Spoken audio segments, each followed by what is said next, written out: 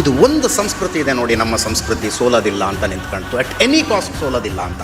ಅದರ ಪ್ರತೀಕವಾಗಿ ಇವತ್ತು ಅಯೋಧ್ಯೆಯಲ್ಲಿ ರಾಮ ಮಂದಿರ ನಿಂತ್ಕೊಂಡಿರುವಂಥ ಈ ಹಠದ ಪ್ರತೀಕವಾಗಿ ನಿಂತ್ಕೊಂಡು ನಾವು ಸೋಲೋದಿಲ್ಲ, ಕಮ್ ವಾಟ್ ಮೇ ನಾವು ಸೋಲೋದಿಲ್ಲ.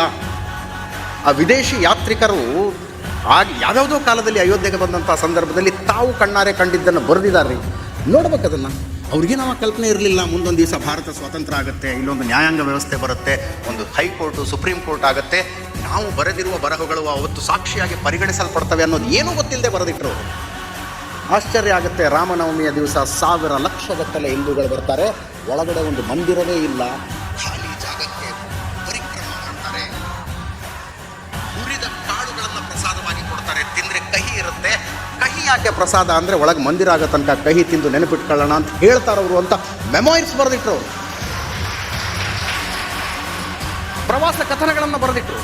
ಯಾರ್ಯಾರು ತಮ್ಮ ತಮ್ಮ ಪೀಳಿಗೆಯಲ್ಲಿ ತಮಗಾದಂಥ ಹೋರಾಟವನ್ನು ಮಾಡಿದ್ರು. ಇದು ಹೋರಾಟದ ಸ್ವರೂಪವೇ. ಹುರಿದ ದ್ವಿದಳ ಧಾನ್ಯಗಳನ್ನು ಕೊಟ್ಟು ಇದು ರಾಮನ ಪ್ರಸಾದ, ಅಲ್ಲಿ ಮಂದಿರ ಆಗೋ ತನಕ ಇದನ್ನು ತಿಂದ್ಕೊಂಡಿರು ಅಂತ ಹೇಳಿದಂಥವರು ಕೂಡ ಹೋರಾಟಗಾರರು. ಅವರ ಕಾಲಘಟ್ಟದಲ್ಲಿ ಏನನ್ನು ಮಾಡೋದಕ್ಕಾಗತ್ತೋ ಅದನ್ನು ಮಾಡಿದರು.